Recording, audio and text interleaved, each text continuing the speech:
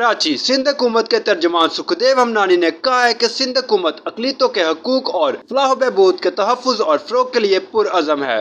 سکھدیو ہمنانی نے کہا ہے کہ سندھ حکومت نے صوبے بھر میں اقلیتوں کی شکایات اور مسائل کو براہ راست حل کرنے کے لیے محکمہ پولیس اور ضلع انتظامیہ میں ضلع سطح پر اقلیتوں کے لیے مخصوص شکایتی سیل اور ڈویژنل سطح پر 6 خصوصی سہولت کاری ڈیسک قائم کیے ہیں۔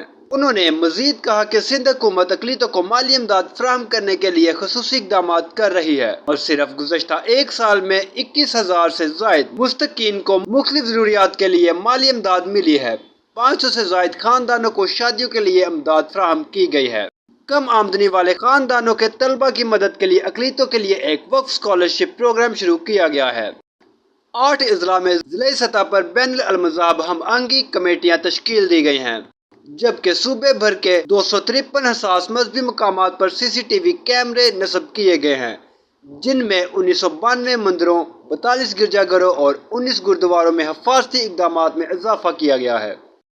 اس کے علاوہ مذہبی مقامات کے لیے 98 ترقیاتی اسکیموں کو گزشتہ ایک سال کے دوران مکمل کیا جا چکا ہے۔